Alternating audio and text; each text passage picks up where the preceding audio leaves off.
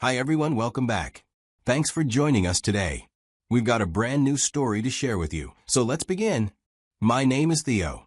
I'm a quiet man that just prefer my own company. I'm an author, and my work demands long hours of solitude, which suits me just fine. Writing is where I find peace, where the world makes sense. Social gatherings? Not really my thing. The noise, the small talk, the pretending to be interested in conversations I don't care about, it drains me. So, I skip them whenever I can. But if there's one thing that used to matter to me more than my work, it was my marriage. Notice I said used to. My wife, Lucy, and I have been married for a while, but if I'm being honest, we stopped being a real couple long ago. We didn't fight, at least not often. But we also didn't talk. We just existed under the same roof. Somewhere along the way, the love we once had got lost in the space between us. My wife Lucy is different for me.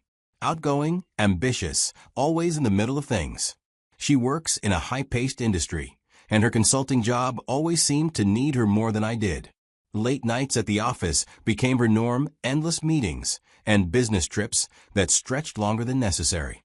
At first, I asked questions. Why so late? Can't you finish up earlier at the office? When will we get time together? But the answer was always the same. Eventually, I stopped asking. I got tired of hearing excuses, and I just accepted the truth. She didn't have time for me because she didn't want to make time for me. I buried myself in my own world, writing, reading, enjoying the solitude that my work required. It was easier that way. Then, one evening, she brought up the company party. She didn't just invite me. She insisted I come. Said it would be good for me. A chance to meet some of the best minds in her industry, a networking opportunity. I wasn't interested in shaking hands with corporate types or pretending to care about their business strategies. I wasn't looking to expand my connections. But something about the way she pushed it made me pause. She wasn't just suggesting it. She was practically demanding it. And for the first time in a long time, it felt like she was making an effort. Maybe this was her way of trying to fix things, to pull me into her world the way I had always asked her to. A part of me that still wanted to believe our marriage could be salvaged, latched onto that thought. So, after some back and forth, I gave in. I told her I'd go. I wasn't exactly thrilled about it, but if there was even the smallest chance that this could be a step toward fixing things between us, I was willing to endure a few hours of forced smiles and polite conversation. At the time, I had no idea that agreeing to that party would be the first step toward the end of everything. We arrived at the venue looking like the perfect couple. Lucy had gone all out, wearing an elegant, form-fitting dress that made heads turn the moment we stepped in. I had put in the effort too, slipping into a tailored suit, even though I couldn't have cared less about making an impression.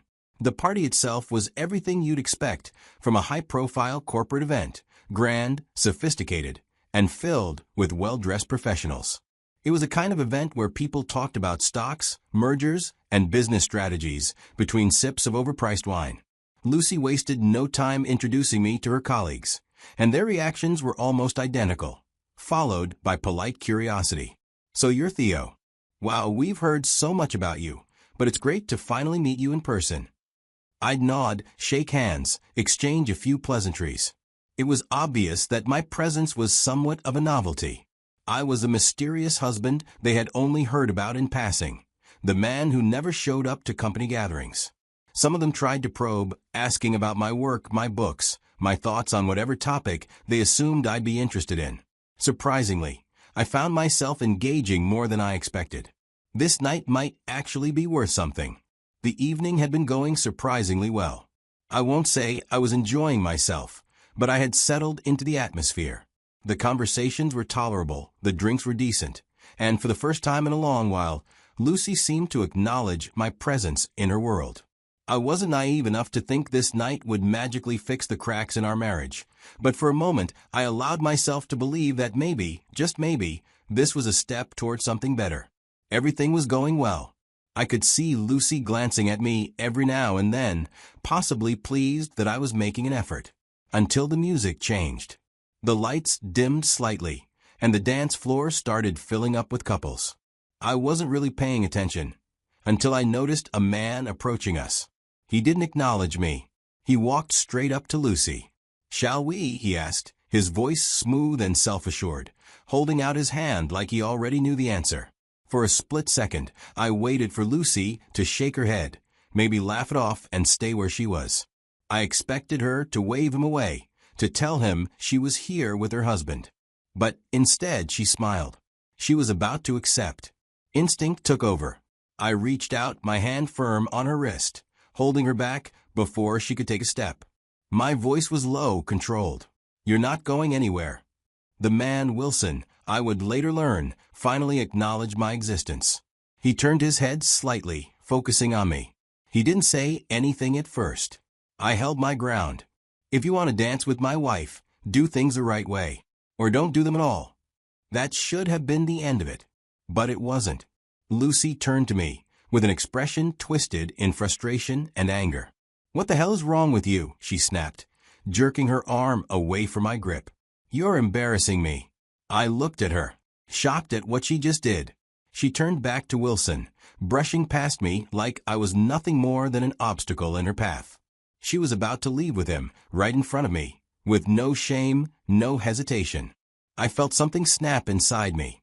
"If you move an inch, I will be forced to end this marriage." That was when Wilson finally reacted.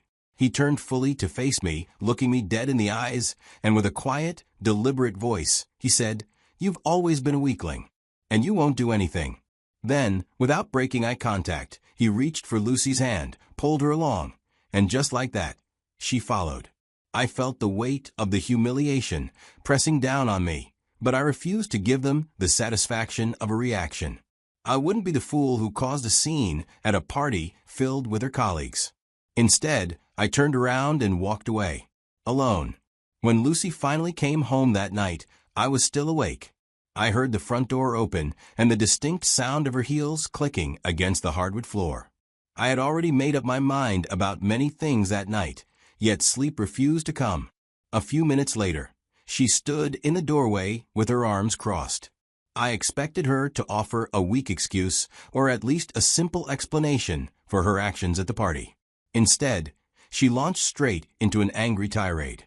I let her speak without interruption.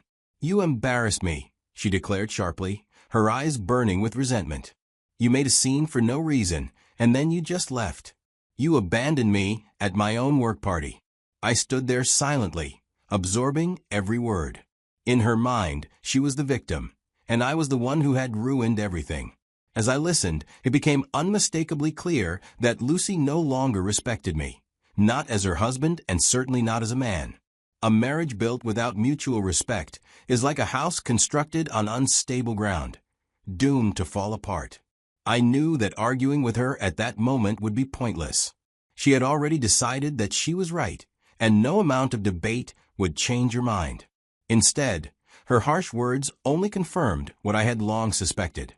Lucy's actions and her refusal to take responsibility had sealed our fate. Yet, before I could fully address the issues in our relationship, there was another matter I needed to handle. Wilson. I was not the type of man who sought out conflict, but I also did not let serious boundary violations pass by unchallenged. Wilson had crossed a line when he approached Lucy so boldly at the party, clearly believing that I was too weak to do anything about it. His overconfidence was his first and most significant mistake. I resolved then that I would not allow anyone to disrespect me, and I would take the necessary steps to hold him accountable for his actions. The next morning, Lucy barely acknowledges my presence. No greetings, no small talk, just a cold, empty silence. She moves around the house as if I don't exist, slamming drawers a little harder than usual, sighing dramatically, making it clear she's still punishing me for the party. I don't react. I've already checked out of whatever twisted game she's playing. My mind is on something else. By midday, I make my move.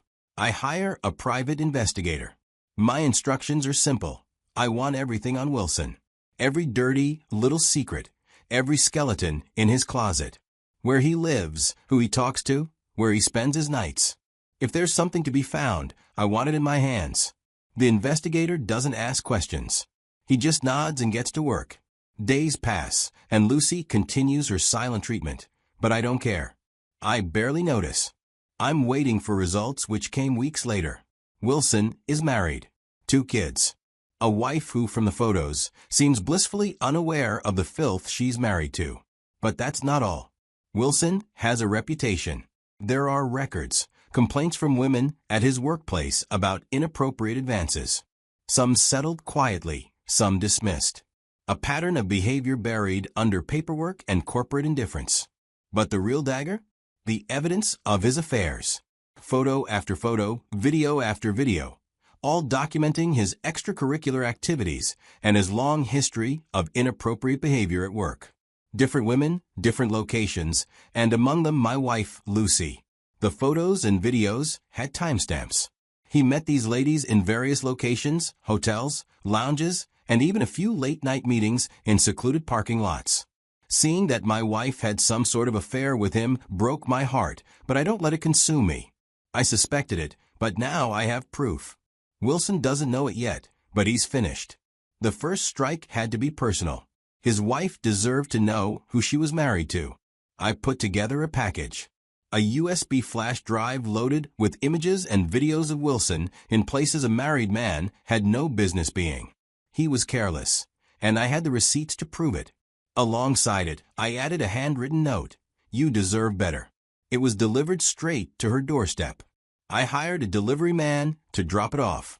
I gave it a few days, letting the fire spread inside their home, letting her process the betrayal. Maybe she confronted him or packed her bags and left. There's no way to know, but I really don't care. That was their battle to fight. But I wasn't finished. Wilson needed to lose more than just his marriage. His job was next. I started sending emails to his company's HR department. Anonymous reports detailing his history of workplace harassment, his pattern of sleeping with coworkers, and how he used his position to manipulate women into silence. One email wouldn't be enough. No company acts on just one complaint. So, I made it look bigger.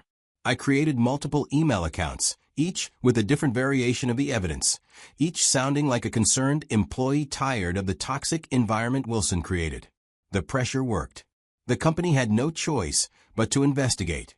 The whispers turned into official meetings. Wilson was being watched, questioned, scrutinized. It took a month, but the verdict finally came. He was fired. And Lucy? She didn't escape untouched either. The company suspended her and other women involved in the office relationship. Maybe they were still deciding what to do with them, or they were warning them to rethink her choices. Either way, the damage was done. On the day Wilson is fired, Lucy walked through the door looking drained. I already knew why. Wilson had been fired, and she has been suspended. My inside contacts had fed me every detail. The emails, the investigation, the final decision. She hadn't mentioned a word to me about it, but I could see it in her face. I stayed seated, watching her from across the room. Rough day? I asked, keeping my voice calm. She scoffed, giving me a tired glance. You have no idea. I leaned forward slightly. I might have an idea. Wilson's gone, isn't he? And you are suspended. She stiffened for just a second, then forced a laugh. Oh God, here we go again.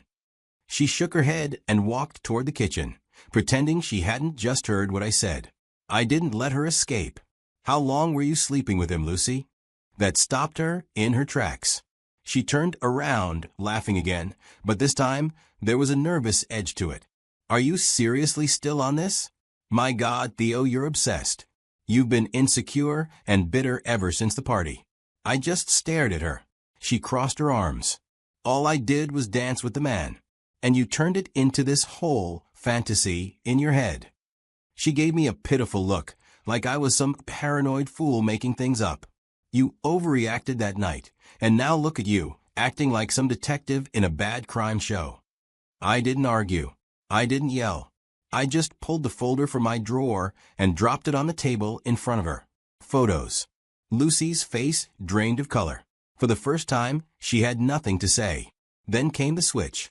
The tears. The shaking voice. Theo, why would you do this? Her eyes glistened as she stepped closer, her tone dripping with desperation. You ruined everything. My job, my life. Was that your goal? To destroy me. I let her rant. I let her blame me for exposing her, for digging up what she thought was safely hidden. The divorce papers will be ready soon, I said flatly. If you have a problem with that, take it to court. I turned and walked away, leaving her standing there, alone, drowning in the wreckage of her own choices. Now that everything is said and done, I want to leave you with lessons from my experience. Some of you might agree with me, and some might not, but these are the truths I took away from this situation. First, disrespect is the first step to betrayal. The moment Lucy followed Wilson onto that dance floor, our marriage was already over. It wasn't about the dance. It was about what that moment represented. A wife who respects her husband wouldn't hesitate to shut another man down, especially not in front of her husband. The fact that she even considered it, let alone followed through, told me everything I needed to know. Second, people show you who they are, believe them. Lucy had been acting distant long before that night. The late nights, the excuses, the way she always seemed to be too busy for us, those weren't coincidences. They were signs. Signs I ignored because I wanted to believe things could still work. But the truth is, when someone shows you time and time again that you're not a priority, it's because you're not. I should have accepted it sooner, but at least when the truth finally hit, I didn't run from it. Third, revenge is best served cold. That night at the party, I felt humiliated. I felt powerless. Wilson looked me in the eyes and called me a weakling. And for a second, I believed him. But emotions make people sloppy, and I wasn't about to let my anger push me into something reckless. I waited. I gathered information. I made sure every move I made would have weight. And in the end, patience turned that single moment of humiliation into total destruction. Wilson lost his job. His marriage is probably hanging by a thread. And Lucy? Well, she got exactly what she deserved. And finally, any time spent setting things right is never wasted. Some people might say, I wasted too much energy on this, that I should have just walked away. Maybe they're right. But when you are openly disrespected, when someone makes it clear they have no regard for you, reclaiming your power isn't just necessary, it's the only choice. I refuse to be the man who let himself be walked over, and I don't regret a single second of it. Now, I'll leave it to you. What do you think? Was I right to act as I did, or should I have handled it differently? Let me know.